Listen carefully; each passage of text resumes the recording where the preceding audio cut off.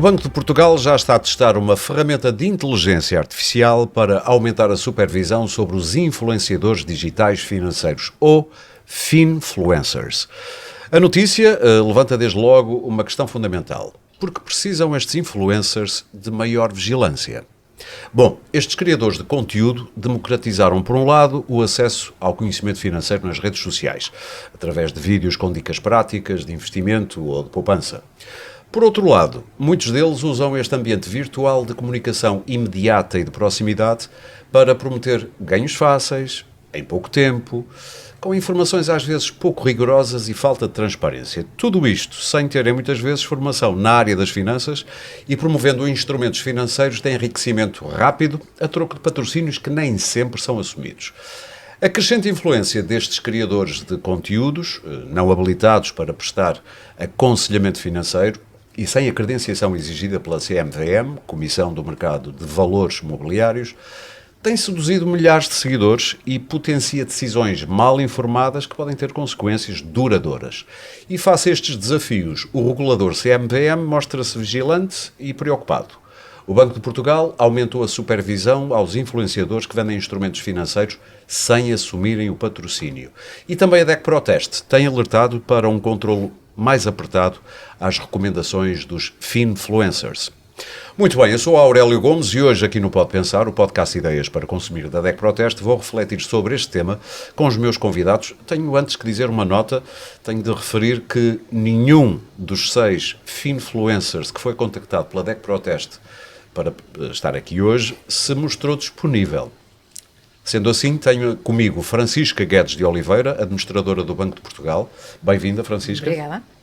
E também o António Ribeiro, economista e analista de produtos de poupança na DEC Proteste. Já participou em vários dos nossos podcasts. Bem-vindo, António. Obrigado. Eu começo já por si, Francisca. Vamos, no fundo, tentar perceber que ferramenta nova é esta que vai ajudar o Banco de Portugal, pelo menos neste caso, a procurar infratores. Primeiro, falemos desta ferramenta, a inteligência artificial ao serviço do Banco de Portugal. Com certeza. Muito obrigada primeiro pelo convite e pela oportunidade para falarmos um bocadinho sobre isto. Primeiro, só uma precisão. A ferramenta não é dirigida a influencers ou aos influenciadores nas redes sociais, é dirigida à publicidade online do modo geral e em particular nas redes, publicidade a produtos e serviços financeiros. Obviamente vai apanhar parte da publicidade que está nos perfis destes fin-influencers, mas não é dirigida especificamente aos fin-influencers. Qual é a ideia da ferramenta? E também, antes de ir à ideia da ferramenta, só explicar aqui porque é que isto para nós é tão importante. Porque nós, de facto, não temos nenhum tipo de supervisão, nem capacidade de supervisionar fin-influencers que estão nas redes sociais a dar opinião. Eles são livres de dar opiniões. Deixe-me interrompê-la para... Há noção de quantos é que existem? Não. Milhares. Mas milhares? Milhares. Noção de número não tenho, mas são milhares. Sim. E mais, nós temos até a noção neste momento que existem influenciadores que não são fin-influencers, que são influenciadores até de caráter mais social, de moda, mas que pelo meio põem coisas de finanças e de produtos e de conselhos. Até muitas vezes como modo de ajudar a pagar aquilo, outro produto que eles estão a vender, não é? Exatamente. Sim, estou a perceber. E, créditos fáceis, créditos coisas assim. fáceis. Muitas vezes até falar de opções que eles tomaram e de coisas que eles fizeram como sendo uma boa prática para se generalizar, enfim. E nós não temos, de facto, nenhuma capacidade de intervir aí, porque eles não são supervisionados por nós, eles podem dar a opinião que quiserem dar, desde que seja opinião, por muito errada que seja, e nós, de facto, aí não podemos intervir. Onde é que nós podemos intervir? Nós podemos intervir em tudo que é publicidade, produtos e serviços financeiros, daí esta ferramenta, e podemos intervir caso eles estejam a comercializar algum tipo de produto e serviço, e aí, obviamente, podemos intervir. Portanto, na parte da publicidade, nós começamos a ter noção, já há uns anos para cá, do mar que existia de publicidade à qual nós não chegávamos, porque aquela que é das instituições, seja em formatos físicos, em MUPIs, em desdobráveis ou anúncios na televisão, essa para nós era evidente. Toda esta que é feita em redes sociais ou até online, noutros formatos, para nós era muito mais difícil. E, sobretudo, quando isto começa a atingir estes números e esta escala, começávamos a ter algum receio. Precisam do algoritmo. De passar aquilo, não é? Das coisas passarem por debaixo do pano. E, portanto, o que é que esta ferramenta pretende fazer? Numa primeira fase, vai ser ainda muito dirigida, isto é, vamos selecionar algumas redes e alguns perfis. Quando fala de redes, está a falar exatamente redes o quê? sociais, Instagram, Instagram, Facebook. ok. Vão selecionar, Vamos selecionar não alguns, vão a portanto, todas. Para já não Sim. vamos a todas. A ideia é depois fazer isto em mar aberto. Mas até para conseguirmos testar e perceber, porque para já fizemos testes, mas em ambiente muito fechado, portanto agora queremos abrir, mas ainda num ambiente suficientemente controlado para percebermos se ela funciona de facto, e isso nos dá os resultados que nós queremos. Então, deixe-me já, como sou jornalista, tenho esta. Como é que está a correr o teste? O teste correu muito bem, já acabou. Ok. Os testes já estão feitos, a primeira fase de testes internos em contexto fechado já está. Para já estamos muito entusiasmados, os resultados foram extraordinariamente positivos. Portanto, quem está a trabalhar nisto é o nosso departamento, obviamente, de sistemas de informação, juntamente com o departamento de supervisão comportamental, que é quem tem estas áreas da publicidade, da forma como as instituições tratam o cliente. Portanto, os testes, primeira fase concluída com sucesso. Isso quer dizer que já não digo que me diga uma data precisa, mas está a imaginar para quando a tirar, para que fase ainda este ano? Sim. Ainda este ano a entrada em vigor? Desta primeira fase. Sim. Portanto, esta primeira fase em que é em redes escolhidas, em perfis escolhidos, portanto vamos selecionar alguns fin-influencers, outros que não são fin-influencers, para a ferramenta recolher suportes publicitários e analisar de acordo com os requisitos legais que nós temos no aviso até que saiu agora, é o aviso 5/2024 da publicidade, de acordo com os requisitos, se aquilo está ou não está adequado, se aquilo é ou não tem coisas que não deve ter, se faltam elementos que deviam lá estar, e portanto vai-nos dar os sinais de alerta. A validação final é nossa. Portanto, sempre que houver sinais de alerta, vai ter que haver uma validação humana até para perceber as consequências. Claro, exatamente. Até porque pode haver aquilo que se chama, em linguagem de inteligência artificial, uma alucinação do sistema, não é? Claro, e, portanto, para evitar essas coisas, depois entra um humano ou vários humanos para validar certo, aquilo. Não só por isso, mas também por outra coisa, é que dependendo do tipo de erro e do tipo de falha, as consequências são diferentes. Claro. Não é? E, portanto, essa parte das consequências que vêm a seguir, se é só apenas uma determinação específica, no sentido de se retirar aquele suporte, ou se há mesmo uma contraordenação, tudo isso depois tem que ser decidido num processo que, obviamente, é muito mais humano do que outra coisa qualquer. Deixe-me voltar só um bocadinho atrás, porque fiquei com a pulga atrás da orelha, ou melhor, com uma curiosidade. Há pouco dizia bem que o Banco de Portugal não está aqui para sancionar opiniões. Cada um é livre de dar as opiniões nas redes sociais que quiser, mesmo que sejam opiniões que depois vão levar a comportamentos danosos para o próprio, para o terreno, não é? Alguém que ouve um conselho que é absolutamente estúpido, mas acha que é um bom conselho, segue-o e depois tem um dano. Há alguma entidade em Portugal, eu sei que não é o Banco de Portugal, que possa dizer você está a fazer mal a outros? E eu acho que há tudo que é proteção do consumidor, não é? Que tem um papel muito importante nisto, mas eu não sei se sem ser de facto o recorrer à justiça se é outra coisa que se possa fazer. Pois era isso que eu estava a pensar. Certeza. O lesado pode sempre, no limite, reclamar, porque eu já ouvi coisas extraordinárias. Nós vamos fazendo algumas experiências e, portanto, vai-nos aparecendo alguma coisa, por exemplo, que é muito mais seguro rendimentos de investimentos em ações do que rendimentos de trabalho. Sim, eu vi isso numa entrevista. Essa foi uma daquelas que eu nem consigo perceber a lógica disso. Eu também não. Tipo, é mais arriscado arranjar um emprego do que jogar na bolsa. É que se eu conseguisse perceber a lógica... Não há lógica. Acho que é mesmo ilógico. Eu acho que isso é capaz de se inscrever nestas teorias novas, ideologias libertárias, de nos desligarmos de tudo o que é patrões, instituições, coisas do estilo. Imagino que seja isso. Mas eu interrompia. Não sei se queria terminar. Não, só terminar dizendo que depois, a fase seguinte, que é a última fase... depois de tudo isto... Ainda este ano? Provavelmente. A nossa esperança é que seja ainda este ano. Portanto, se a segunda fase correr tão bem como a primeira, portanto, a segunda fase em primeiro ambiente controlado, a segunda já no meio das redes sociais, mas ainda com algumas restrições.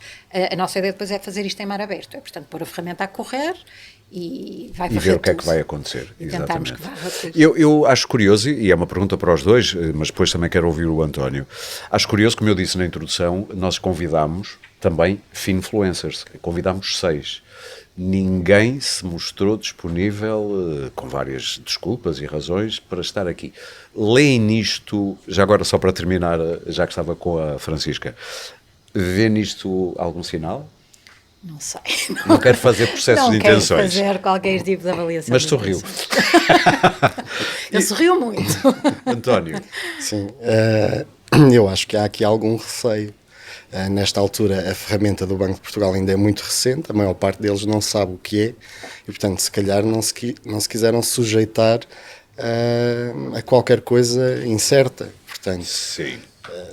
penso que será isso, porque à partida seria bom para qualquer um deles expor o trabalho deles, não é? E até para se defender, imagino que eles terão a ideia de que muita gente tem ideias feitas sobre o que eles fazem, algumas ideias erradas, outras certas, mas normalmente as pessoas gostam de estar presentes para defender a sua dama, chamemos-lhe assim. Eu achei curioso ninguém estar... Deixem-me só acrescentar uma coisa. Se eles não fizerem publicidade a nenhum produto concreto e a nenhum serviço concreto, não tem que temer. Isto aqui é especificamente só para para publicidade a produtos e serviços financeiros. Exatamente. Portanto, se for que só não estejam opinião, autorizados, porque podem estar autorizados a fazê-lo. Ou não? Mesmo estando autorizados a fazê-lo, estão sujeitos ao controle da ferramenta. Aí estão, sim, claro não é? que sim. Agora, desde que o façam dentro das regras. Desde que o façam dentro das regras. Se a publicidade for feita cumprindo tudo aquilo que tem que cumprir, não tem que ter problemas, e se não fizerem publicidade, nem sequer passam pelo escrutínio da ferramenta. E o facto de fazerem abertura total ao facto de estarem a ser pagos ou não por uma marca também é importante. É fundamental. E também é... Não é escrutinado pela ferramenta se não fizerem publicidade, ou seja, se fizerem publicidade de um produto e um serviço financeiro de um banco e estão a ser financiados pelo banco, podem ser escrutinados pela ferramenta.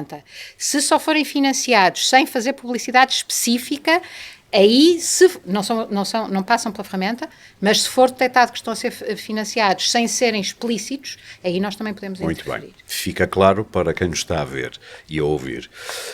António, em abril, portanto já no próximo mês, nós estamos a gravar o 11 de março.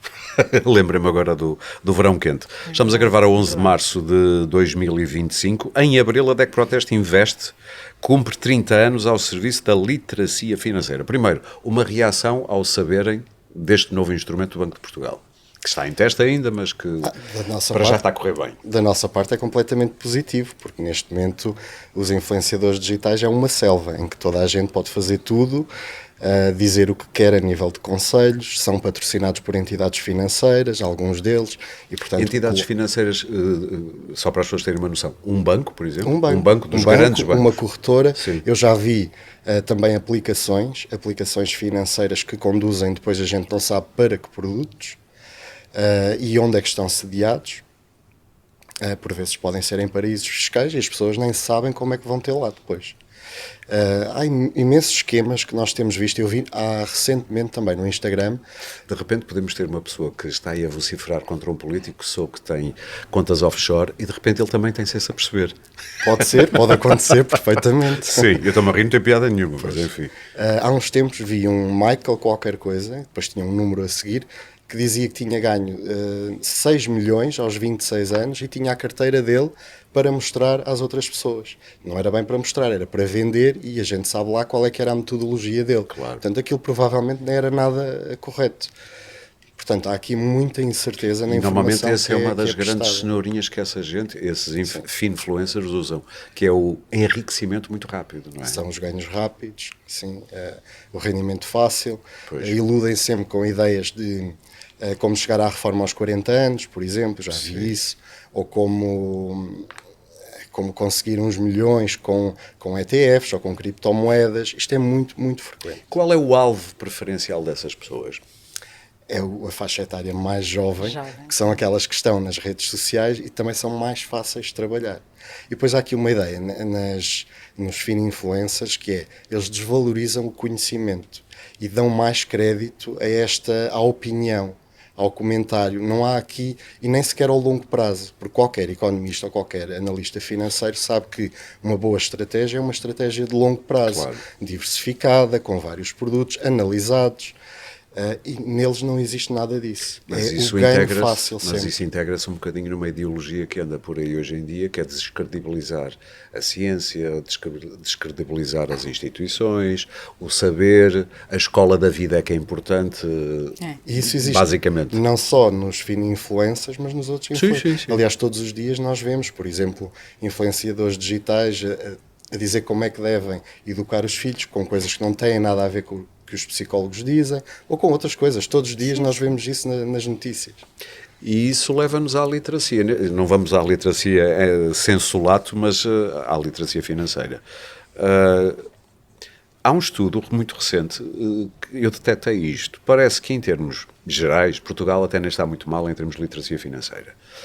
Mas há lá um dado que eu fiquei com ele debaixo do olho, que é, aparentemente os portugueses são abaixo da média no que toca a terem informação, saberem do que é que estão a falar, conhecimento, mas depois ao nível de agir, terem produtos financeiros, até estamos acima da média. É verdade. O que me levou, então se temos pouco conhecimento, mas agimos muito, estaremos aqui a tomar más decisões baseadas em falta de boa informação? Eu respondo já, só Sim, voltar sim, um claro, bocadinho ao que claro, o isto é António disse há aberto, bocado, que estejam à há vontade. duas coisas que eu acho muito interessantes. Uma é em relação àquilo que é a confiança que se tem nas redes sociais, e obviamente é o público jovem que estamos a falar, não é? Sim. E quando eu digo jovem, não estou a falar de mim, porque eu sou jovem, mas não uso as redes sociais da mesma forma que os meus filhos, que é, há um estudo, com base em dados do Eurostat de 2023, 27% apenas da população portuguesa diz não confiar na informação que vê online só. Portanto, E eu poderia ser desses. 27% significa que temos mais de 70% das pessoas a dizerem que confiam na população, na informação online sem validação. E outro estudo, que é o Young Money Report, feito no Reino Unido, e aí já sobre dados europeus, não é relativos a Portugal, os dados em relação à população de 16 aos 35, que confiam na informação nas redes sociais, é cerca de 76%. Só 3% diz que valida aquilo que vê nas redes sociais. Portanto, estamos a falar de números absolutamente assustadores para esta geração. E isso numa época em que temos o ensino obrigatório até 12º Até ano, ou seja, 12º devíamos ter um sentido crítico um bocadinho mais apurado, digo eu. Pois, o que eu não sei é se os professores também não estão neste escalão etário e, portanto, às vezes estas coisas é muito uma coisa geracional. Sim. E eu não sei até que ponto nós sabemos, nós os três que estamos aqui temos noção disso, não é? Do que é a falta de leitura dos jornais, o que é a falta, e nem é jornais físicos, é jornais, qualquer tipo de informação que seja de imprensa séria, os miúdos têm, de facto, tem que ser tudo muito mais rápido e muito, que é uma grande vantagem das redes sociais. É a velocidade, é a linguagem, e isso de facto é atraente, é muito difícil competir com eles, quer a DECO, quer nós, Banco de Portugal, estamos nas redes, não é? E eu há bocado, antes de estarmos a gravar, eu estava a falar com o António, este plano meu, que deve ser muito bom, mas a minha teoria era esta. Quando instituições têm que competir com este tipo de competição, que é apelativa, gente gira, em casa, vídeos curtos, simplificação dos conteúdos, imagens muito bonitas, olhem o meu estilo de vida e pelo meio dou aqui uns conselhos, eu pergunto-me, não há maneira de competir, ou seja, nós mais velhos, nós mais institucionais, se quisermos fazer vídeos destes, vamos parecer parvos. Porque isto não é natural. Em nós vai ser postiço, vamos parecer o Cota armado em giro. Olá, pessoal. Não. A pergunta é, faz algum sentido tentar trazer estes influencers para o lado bom da força, entre aspas? Ou isto não faz sentido? Não, para mim faz todo sentido. É uma das estratégias que nós agora, do ponto de vista da comunicação, estamos a pensar. Afinal, não é tão tola esta minha ideia. Não, de todo, que é... Nós não podemos competir com eles no terreno deles, podemos competir de outras formas, nomeadamente através da educação e da literacia, claro. Aquilo que estávamos a falar. Já vamos falar disso, sim. Mas podemos tentar, de alguma forma, trazer aqueles a quem nós achamos que queremos dar credibilidade, que sabem comunicar com o seu alvo, sim. E que temos muitos desses, porque existem bons conselhos, existem pessoas que estão a fazer coisas não é só mau, é bom também ficarmos nenhuma. Com essa ideia, sim. Pedir-lhes ajuda e, portanto, trazê-los para o nosso lado e, de alguma forma, conseguirmos que eles colaborem connosco. Não vão é ficar ricos de um dia para o outro. Não. Torna-se mais complicado. Sim, e outra coisa que eu só, antes de ir à literacia, que eu queria comentar aquilo que o António disse, que para mim também é mesmo muito importante, é esta história do reforma aos 40, ganhar 6 milhões. É o melhor sinal de alerta. Quando é bom demais para ser verdade é porque não é verdade. Eu ia perguntar isso no fim, mas fica já então, que sinais... Esse é evidente. Que sinais há muitos que vê? Outros. Há muitos outros, mas é coisas fáceis demais, que não acontecem. Fáceis demais e boas demais, só mesmo se sair o euro. Pois, se parece, como é que é castanho, cheira mal, parece mal, na volta é aquilo que parece. Exatamente. Mas são os sinais de alerta que também dirias, sim, António? Sim. Aliás, mas eu vou comentar até por uma definição de influenciador digital que eu encontrei, que devem existir outras, mas esta é interessante. É aquele que cria conteúdo cativante e autêntico nas redes sociais, atraindo seguidores interessados no seu nicho específico, compartilham experiências, opiniões e conhecimentos em busca de influenciar decisões de compra e comportamentos. Tem aqui 4 aspectos. 3 deles são iguais a uma empresa. A empresa também quer criar um produto ou conteúdos, atrai seguidores, que são os clientes, e compartilham aqui é que é a diferença, compartilham experiências, opiniões e conhecimentos, porque depois o resto procuram influenciar decisões de compra e comportamento, no fundo é o que as empresas fazem. Aliás, eles não mentem, o nome influencer quer dizer alguma coisa. Exato. Não é? Mas a diferença é isto, é o compartilhar experiências e opiniões. E é aqui que eu acho que reside o problema que está a causar toda esta situação, e por isso é que nós estamos aqui a falar. É que desvaloriza o conhecimento e a experiência em busca de opiniões. E esta falta de... baseado no bom senso. E quando é baseado no bom senso, fica em causa a isenção do aconselhamento, e isso é muito problemático nas questões financeiras, porque a isenção e o rigor, porque a maior parte deles não tem nenhuma metodologia. Não é nada. Sim. E, portanto, aí faz uma grande diferença, por exemplo, em relação ao trabalho da DEC Protest Invest, que estavas a falar há pouco. Sim, deixa-me só fazer aqui um parênteses. Mesmo em assuntos de saúde, por exemplo, já vi vídeos no YouTube assinados por Dr. qualquer coisa. E eu fico a pensar assim, pode ser doutor, mas quem prova que é doutor? Claro. E eu posso assinar como Dr. Gomes, de começar a darem uns conselhos de saúde e as pessoas acreditam que eu sou doutor no sentido médico do termo. E, portanto, mesmo que sejam pessoas acreditadas, como é que é possível numa rede social tu fazeres prova disso? Mostrando certificados? Olha, isso é muito interessante porque eu ia chegar lá. Ok, peço desculpa que avancei. Na nossa opinião era fundamental que todos os influenciadores digitais tivessem a formação académica que fosse disponível, livre lá, que estivesse claro essa informação, que é a formação académica, a sua experiência profissional e de onde vêm as receitas que eles têm. Porque a maior parte das pessoas, é como tu estavas a dizer, dão conselhos financeiros, mas a gente não sabe quem é aquela gente. Exigem só políticos transparência, mas depois não tem transparência nenhuma. Sim. Que experiência têm, se trabalharam naquela área, se têm formação naquela área e de onde vêm as receitas. Porque muitos podem estar a ser patrocinados por um banco, por uma entidade financeira, e as pessoas seguem aquela pessoa, porque já é muito familiarizada com ele, vêm todos os dias, como a Francisca estava a dizer. Proximidade e de intimidade. Exatamente. Que se cria com a imagem faz toda a diferença. E acabam por ser um elo de ligação entre uma instituição financeira, por exemplo, e as pessoas nem se dão conta disso. Mas aí é menos problemático, apesar de tudo, para nós, Banco de Portugal, porque se eles tiverem, de facto, uma ligação formal com uma instituição financeira, seja de financiamento, seja serem um agente ou até... Nós aí podemos fazer alguma coisa. Se não forem, não há legislação nenhuma. Portanto, eles, de facto, não são obrigados a nada. Eu ia falar disso. Não é, nada. Mas isso é um apelo a que haja... É possível legislar neste campo? Eu não sei se é possível, não sei. Às vezes fico a ideia que temos um legislador, e olha-se para a Assembleia da República com uma idade, a partir de uma certa idade, e às vezes fico a sensação, se eles percebem, esta gente, tal como nós, temos uma noção exata destes novos fenómenos, até para saber se tem capacidade para perceber como legislar sobre isso e regular. Eu não sei se é possível, não sei mesmo.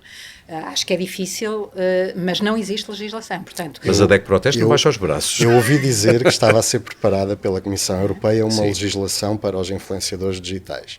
Mas até à data também ainda não vi nada. Mas que eu imagino que seja muito difícil navegar este terreno.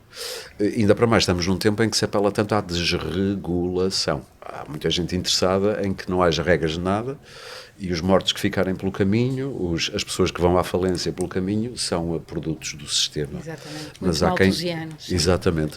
Mas como é que se poderia combater a falta de literacia? Há anos que eu ouço que já devia fazer parte dos currícula escolares. Como é que estamos nesse ponto? Isto é uma pergunta depois para os dois. Eu vou começar a respondendo à pergunta que me fez há um bocado, conhecimentos versus atitudes e, de facto, uma entra na outra.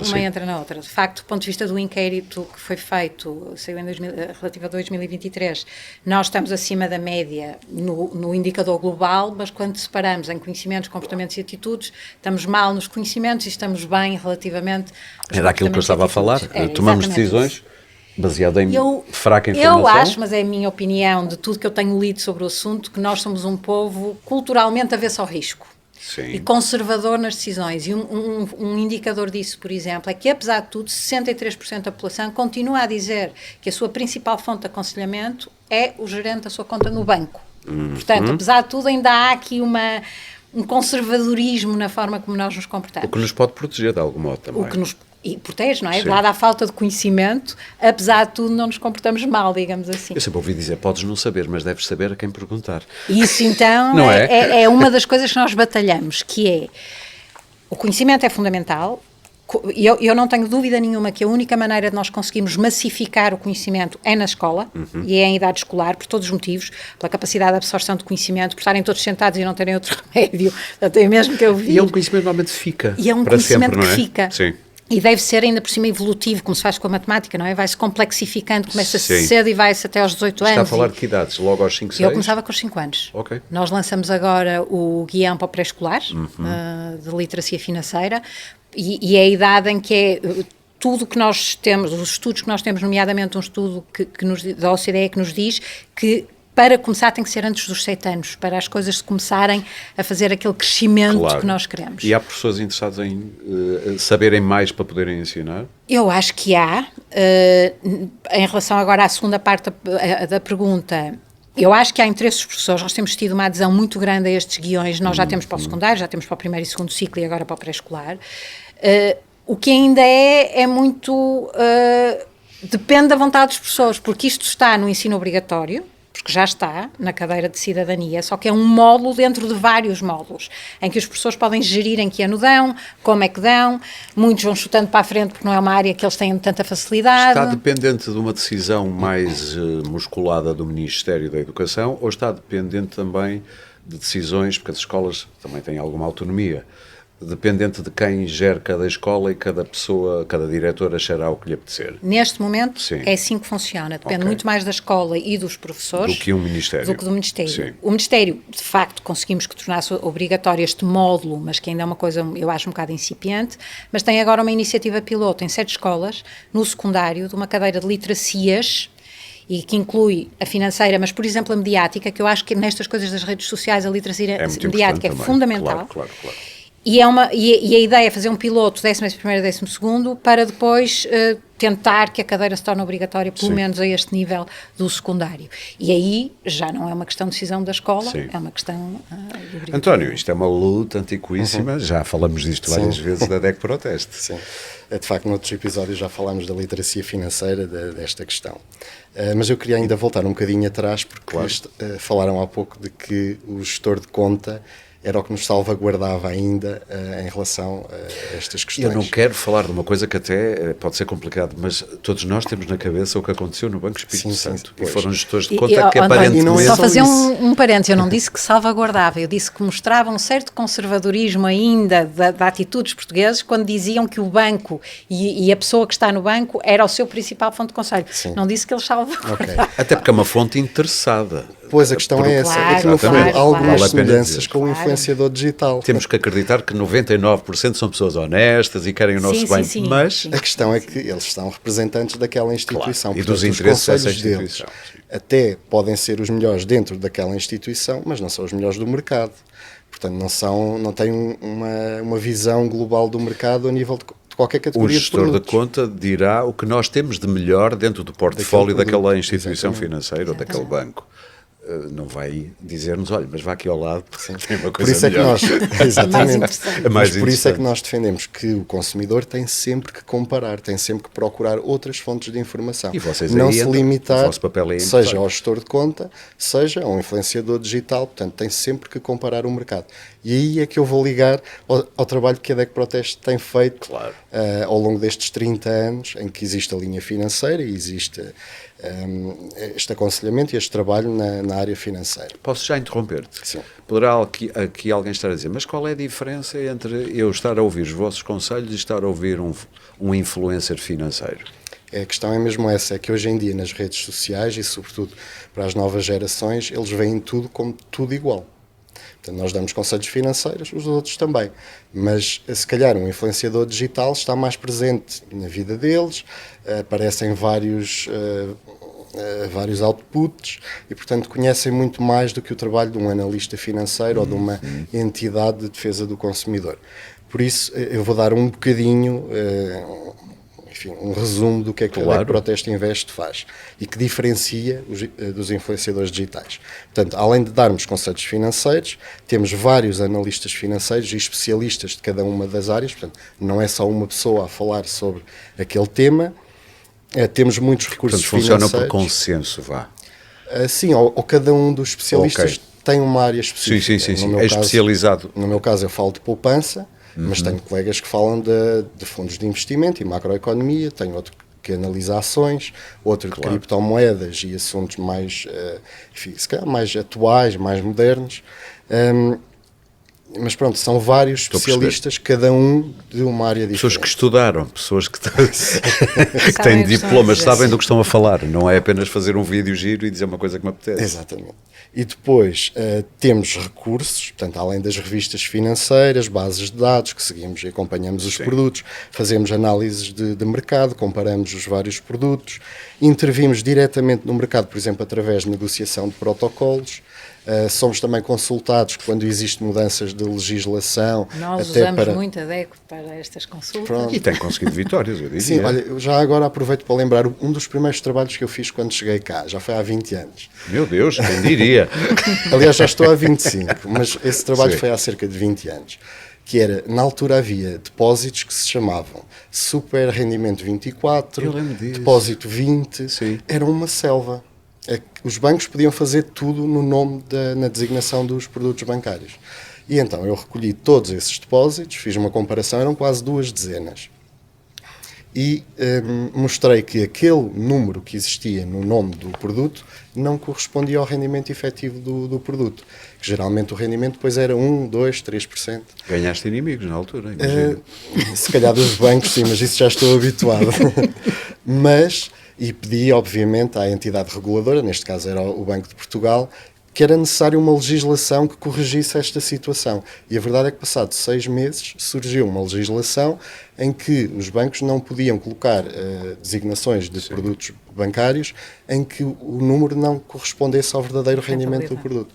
Pronto, é um exemplo de como ajudamos a mudar o mercado. Eu já te vou perguntar daqui a pouco que queixas é que nesta área mais chegam a ti e à DEC Proteste. Agora tenho uma curiosidade. Desde que se soube, e nós estamos no início de março, para aí há 10, 20 dias que se soube desta nova ferramenta que o Banco de Portugal ainda está a testar, com bons resultados para já, há influencers a contactar-vos para saberem o que é que devem fazer, o que é que não devem fazer, tentar... Não?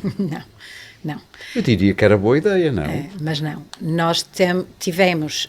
Nós mudamos agora, eu há bocado falei disso assim, de passagem, nós mudamos e foi um trabalho até que a DEC colaborou muito connosco, os bancos também, as associações e os intermediários de crédito, enfim, toda a indústria, mas também as associações de defesa do consumidor, nós mudamos o aviso da publicidade. Era já muito antigo, já não tinha nada a ver com aquilo que é publicidade que se faz hoje em dia, era muito focado na televisão, alguma coisa na rádio, portanto, tivemos a rever o aviso todo. Era um montão mais fácil de... Era muito mais fácil, de repente a nossa tarefa fica super complicada, temos muito mais coisas para ver. E, portanto, mudamos o aviso e aproveitamos para rever uma série de regras e uma série de coisas, e o aviso vai entrar em vigor em julho agora de 2025. Portanto, já foi publicado e entra em vigor em julho de 2025. Tivemos, sim, uma série de instituições, quer intermediários de crédito, quer mesmo bancos, a pedirem-nos ações de formação sobre este novo aviso. Nós fizemos ações de formação e, portanto, isso foi muito interessante para nós e perceber que do lado de lá havia interesse em perceber como é que se pode fazer as coisas direitas, mesmo que não se concorde com elas. Fina influencers, nada. Agora, nada, não nos perguntaram nada, portanto...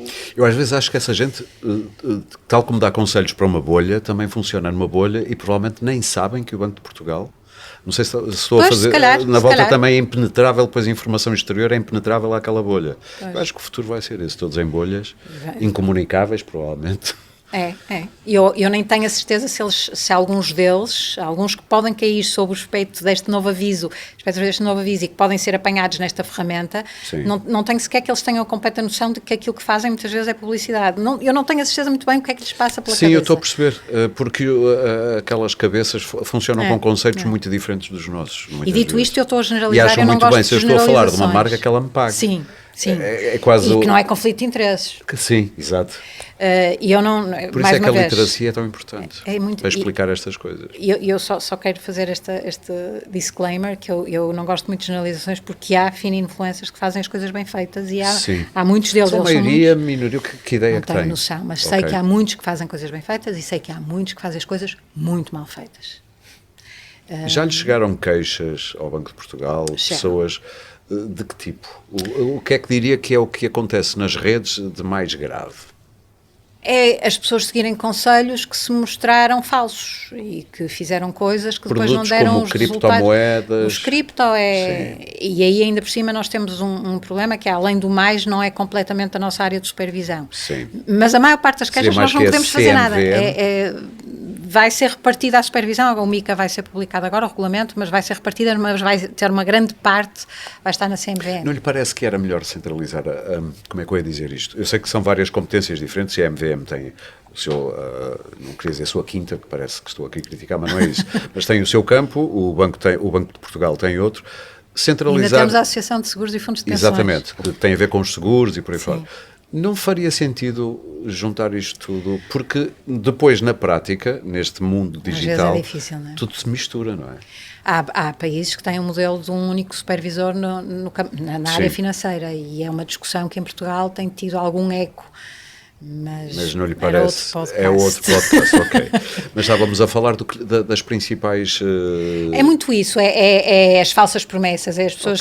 Só que a maior parte das vezes, para não dizer até agora sempre, eu isso não quero estar a garantir, nós não podemos fazer nada. Sim, sim.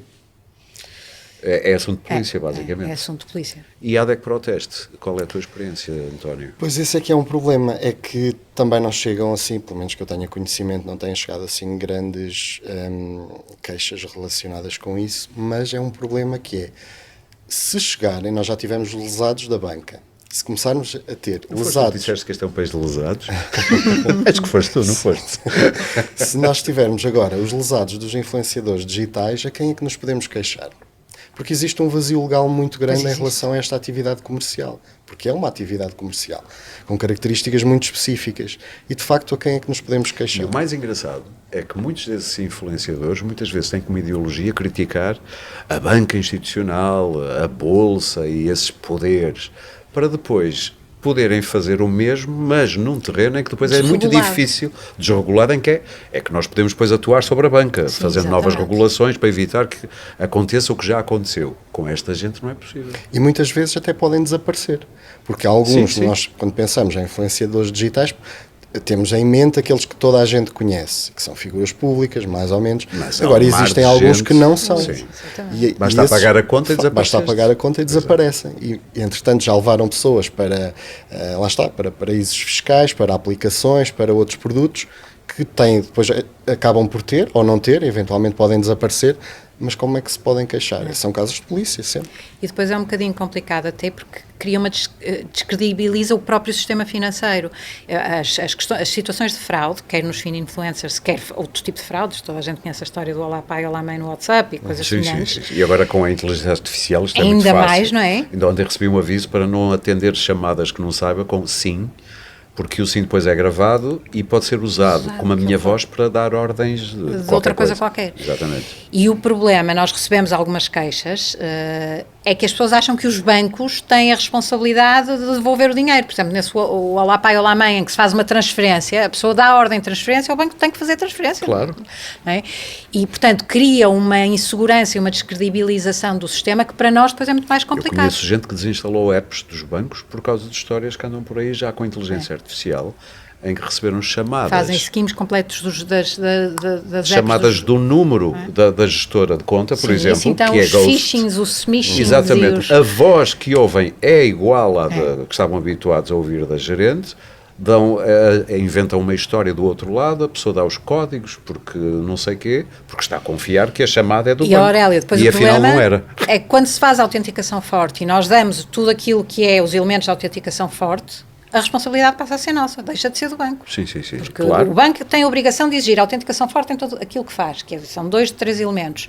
Se nós dermos isso a alguém que nos está a enganar, a responsabilidade é nossa. Exatamente. Vou-te dar mais um exemplo, que também tive conhecimento no início deste ano. que é um influenciador digital de uma outra área qualquer, viu que os cursos de formação financeira eram uma oportunidade de negócio, então o que é que ele fez? Resolveu fazer um curso de informação financeira, de finanças pessoais. Ou seja, só para perceber, ele dava conselhos de roupa, por de exemplo. Outra coisa, era mas genérico. agora isto está a dar, vou para as finanças, estou a perceber. Fez um curso em que foi buscar informação à Wikipédia, fez um curso de finanças pessoais e vendeu a centenas de euros a muita gente. Isto é o chamado Wiki-influencer. Exato. Podia ao menos ir buscar os elementos ao Uma portal do entidade- cliente bancário. Não, uma podia entidade até mais Estão lá credível. disponíveis para toda Ou a a DEC gente. protesta em Ou a DECO, não é? excelentes conselhos e não foi ao Wiki. Estamos a dar ideias. Estamos a dar ideias, exatamente. Mas pronto, a forma dos influenciadores a trabalharem esta informação pode ser muito criativa e podem estar a enganar as pessoas de muitas formas, por exemplo, através de cursos de finanças pessoais. E não há nada a fazer. E não há nada a Sim. fazer. Sentes que estão a crescer as queixas nessa área? As queixas não sei, mas aquilo que nós vamos vendo, sim. Sim. Outra das áreas, e nós já estamos a encaminhar-nos para o final, mas pronto, outra das áreas que eu acho que é muito importante referirmos aqui é a terceira idade. Ou pelo menos, às vezes nem é só a terceira idade, é a gente a partir aí já dos 40, 50 e a sua falta de literacia digital. O que torna as pessoas duplamente vulneráveis, ficam para trás e depois, quando tentam mexer nestas coisas novas, nestes produtos novos, em plataformas que não estão habituados, podem cometer ainda mais erros. Mas como é que se pode evitar, agora voltando à terceira idade, que estas pessoas não fiquem para trás? É possível sequer pensar nessa hipótese ou isso mais vale deitar a toalha ao chão? Não, de maneira nenhuma. Nós fizemos um projeto com a Comissão Europeia, com a DG Reform, de literacia financeira digital, em que foi definido precisamente públicos-alvo e isso que estava a dizer é muito engraçado porque assim, é verdade que os mais novos têm muito mais literacia digital e menos literacia financeira e os mais velhos tipicamente terão mais alguma financeira e menos digital. Sendo que ter mais literacia digital não significa que sejam mais cuidadosos. Muitas vezes são mais fáceis de enganar, porque tudo é óbvio, tudo é fácil. Clica aqui, clica ali, tudo se faz, não é? E se calhar os mais velhos às vezes têm mais medo de não sabem reagir, onde clicar, mas não clicam facilmente ligam ao também num filho. link sem mais nem menos. Exatamente. Sim, exatamente. O que é que nesse plano que nós temos de literacia financeira digital, estratégia de literacia financeira digital, que é até 2028, um dos públicos-alvo é precisamente o público mais sénior. E aí é mesmo mais sénior, 40, 50 anos não estão bem aqui, isso é adultos em população ativa, que também temos. Claro. Os adultos na população ativa e no local de trabalho também temos formação específica, mas a financeira digital está muito focada para os mais novos e para os mais velhos. Sim. E, portanto, de maneira nenhuma tirar a toalha. Temos imensos parceiros espalhados pelo país, porque nós precisamos dessa capilaridade para irmos fazendo coisas. Estamos a falar de que tipo de parceiros? Só para eu ter uma noção. Câmaras municipais, exemplo, juntas? sim, Okay. E fundações, a Fundação António Coutinho Miranda, sim. que faz coisas com os séniores muito, muito interessantes, muito centrado no Norte, claro. Sim, claro. Mas faz coisas muito interessantes e temos... Pois, vocês, Banco de Portugal, também não podem juntar-se a marcas, portanto, tem que se juntar a Não, associações. é isso, Estou a perceber, é isso. estou a perceber. Portanto, nós não Tem que podemos ser ter nada que tenha Sim. um supervisionado como Sim, claro. financiador ou Conflito de interesse, patrocinador, claro. não é? Mas podemos fazer com a APB, podemos fazer com a ASFAC, com as associações Claro, do setor, claro, podemos. claro. E com estas fundações e estas organizações públicas, muito. Câmaras imenso, escolas também, e muitas vezes é engraçado que nas escolas se consegue fazer coisas em que se chama as famílias e muitas vezes isso também nos ajuda a criar ali alguma escala. E o público mais velho é, obviamente, um público-alvo desta literacia E é financeira interessado esse digital. público mais velho? Eu acho que sim. Ou é refratário a isso é muito complicado para mim? A nossa experiência não, a nossa experiência é Ok. que tudo que nós fazemos, e muitas vezes até somos convidados a fazer, eu lembro, há pouco tempo fizemos uma com os rotários na Figueira da Foz, estava a abarrotar a sala. Portanto, eu não tenho nada, é pessoas um bocado querem feeling saber. de pele, não Sim, tenho números, claro, não é? claro. Mas que as pessoas estão interessadas sinal. e que sempre que há ações onde nós vamos e estamos e dinamizamos, Claro. está sempre super concorrido. O mesmo para ti, António, a mesma pergunta. A terceira idade procura-vos muito já agora. Sim, aliás, os subscritores da DEC Proteste Invest, a faixa etária é acima dos 50 anos, portanto, os jovens, eu sou os jovens assinante. não querem saber. Vocês têm que ir buscar influências Exatamente. para tornar mais, provavelmente, apelativo para os mais jovens. A questão é que depois não chegamos tão facilmente a essa faixa etária. A gente Não mais nova. chegam facilmente? Não. porque a informação é mais técnica, é mais difícil de compreender. E eles falam de uma forma muito fácil, com ganhos fáceis, com... Diz-me uma coisa, achas que é possível, com o vosso da DEC Proteste, o vosso grau de exigência da informação que se presta, ou seja, porque simplificar não é necessariamente tornar a informação simplista. Há uma diferença entre simplificar e tornar simplista, ou seja, quase que omitir aspectos importantes. É fácil fazer coisas apelativas com informação, com o grau de exigência que vocês têm? Esse é que é o desafio para nós. Pois. Que é tentar inovar na comunicação, tentar aproximar-nos se calhar do influenciador digital, ou da figura do influenciador, comunicar de uma outra forma. Sim. Ou parceiros, ou a própria empresa, a própria forma como nós comunicamos ser diferente. Sim. Estar se calhar mais próxima do que eles fazem, não abdicando naturalmente do rigor e do rigor técnico. Sim. Mas esse é o desafio, sim. Mas eu queria ainda falar de um aspecto, antes que me esqueça, só para as pessoas terem noção da diferença que existe entre, por exemplo, os bancos são obrigados a classificar os clientes pelo perfil de risco. Sim. E só podem apresentar determinados produtos mais complexos a pessoas com mais conhecimentos financeiros. Eu acho que toda a gente já teve que preencher qualquer coisa. Exatamente, é exatamente isso. O de alto isso. risco, médio risco, baixo, são 3 categorias, acho eu, ou 4. Sim, 3 ou 4, sim. E, portanto, todos nós fazemos parte de uma categoria no banco onde estamos, consoante o nível de risco e os nossos conhecimentos. E, portanto, apresentam-nos, por exemplo, produtos estruturados só se tivermos um conhecimento superior. Claro. O que é que os influenciadores fazem? É exatamente, não obedecem a nada disto. Eles oferecem ETFs e produtos que são mais difíceis de entender a toda a gente. Então, não há aqui nenhuma segmentação do público-alvo. Aliás, eu hoje acho que há produtos financeiros que até os especialistas às vezes têm dificuldade em perceber. E a gente percebeu isso quando foi daquela crise, começou com o subprime, e de repente começamos a perceber que se vendiam produtos, os CDCs, os CDS, já nem me lembro muito bem, mas que eu próprio tentei, sinceramente, fiz um esforço e disse, isto é muito complicado.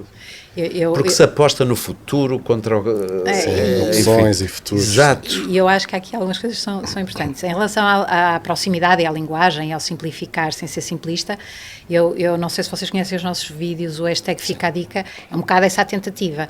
Sempre muito limitada, porque nós sabemos... 30 segundos. São 30 segundos, sim. Coisas muito simples, mensagens que nós queremos para públicos muito específicos e que tentamos, apesar de tudo... Tem noção de quem os vê?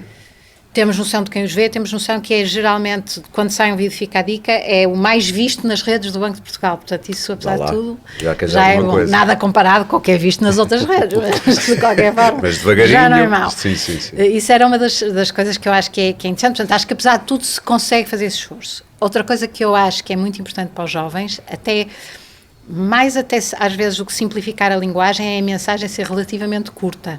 Isto para quem é professor tem sido uma transformação ao longo dos... Ler e-mails compridos não é para jovens. Eu tive uma vez uma resposta de um aluno que me disse mesmo: professora, o e-mail era tão grande eu não consegui chegar ao fim. Porque ele faltou uma coisa qualquer e eu disse, mas eu mandei as instruções no e-mail. E ele disse-me aquilo que é mais natural do mundo. Professor, o e-mail era enorme. A pessoa devia saber que ninguém lê 4 parágrafos de uma mensagem. Informação curta é fundamental. Portanto, conseguimos ser concisos.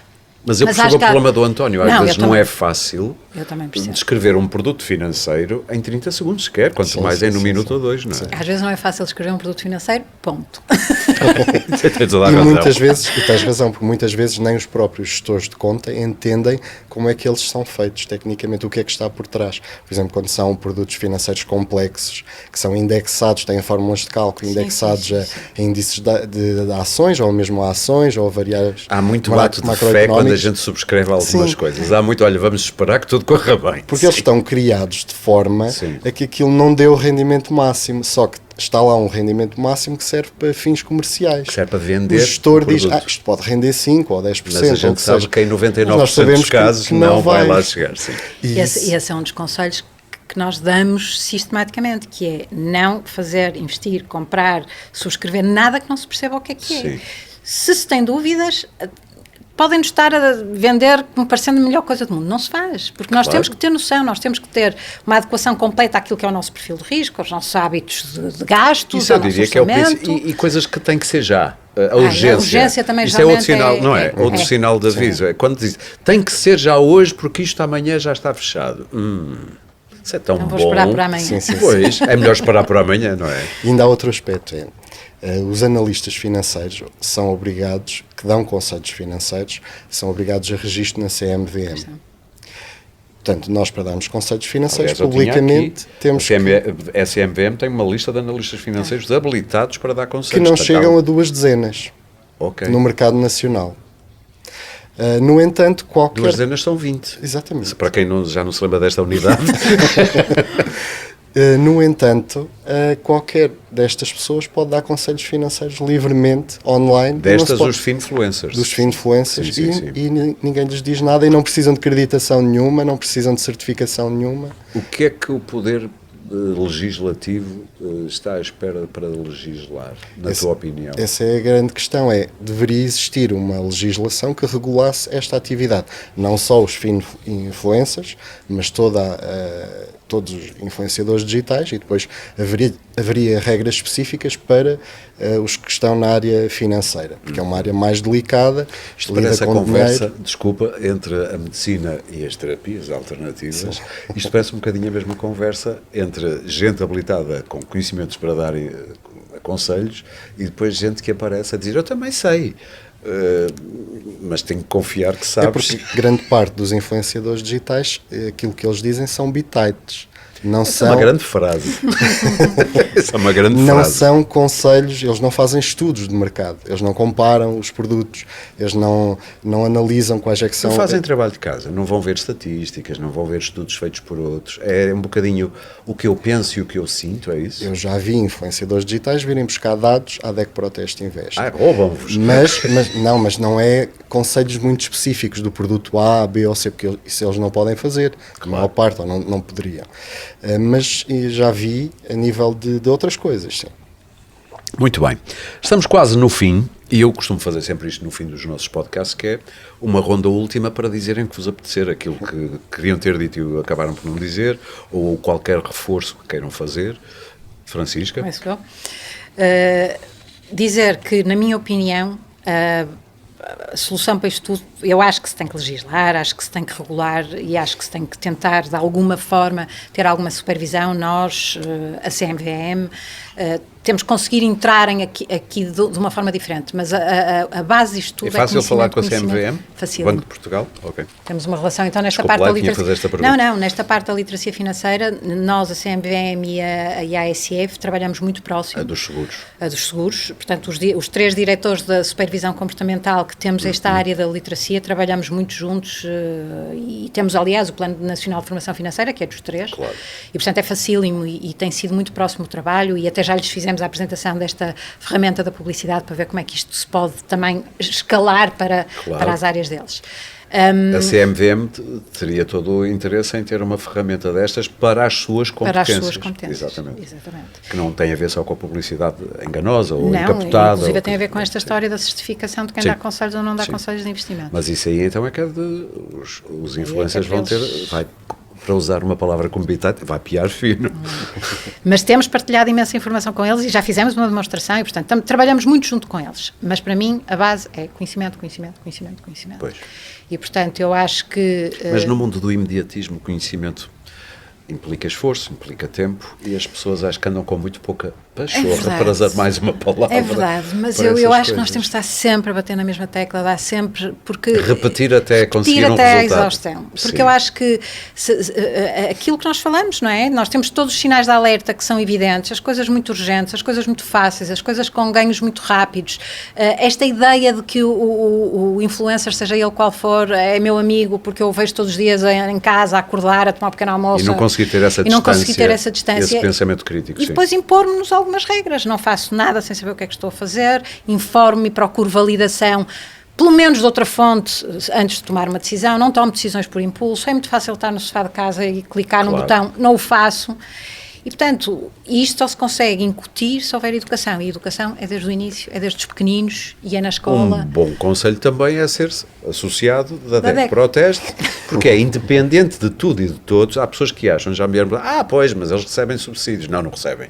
Nem do Estado, nem privados. É mesmo só o dinheirinho do subscritor ou de quem possa usar, às vezes. Mas mesmo para quem não quer subscrever, há muita informação livre, mesmo no site financeiro, e as pessoas podem aceder à informação e a ferramentas. Só fica bem a uma pessoa. Não é um mau princípio também habituar-nos a pagar por conhecimento especializado, claro, não é? Claro. Nós agora queremos tudo grátis. E por defesa do consumidor, que é o que vocês fazem. Mas estas novas gerações são mais relutantes a pagar qualquer coisa, porque acham que a informação está toda disponível na internet.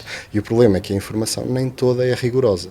Claro. E, portanto, acabam por absorver informação que não é muito credível. E vivem na ilusão de que eu serei o melhor juiz do que é a melhor informação para mim. Sim. O que não é verdade. Eu também gostava de ser essa pessoa, de achar que sei tudo e, portanto, consigo fazer um crivo. E, na volta, muitas vezes estamos a alimentar as nossas crenças com a informação que nos dá jeito. Portanto, estamos a fazer um mau negócio connosco próprios, mas enfim. Últimas declarações de hoje. Tem dois aspectos. O primeiro é para destacar e para alertar as pessoas para a falta de responsabilidade dos influencers, ou seja, se alguma coisa correr mal, eles não têm nada a ver com aquilo. Bem, pode mandar uma mensagem direta que não vai acontecer grande coisa, provavelmente. Exatamente. Eu, quando digo mensagem direta, é no Instagram.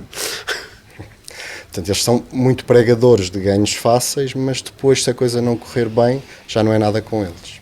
E depois eu deixo o desafio para os influenciadores digitais que existem neste momento, que é, porque é que não colocam mesmo nos perfis a experiência profissional que têm naquela área, obviamente, a formação académica e os patrocínios, as fontes de receita deles, porque a informação é muito mais transparente e toda a gente fica a saber se aquilo é um hobby, se é um gosto ou se é um conhecimento real daquela área. Uma forma de os diferenciar da concorrência.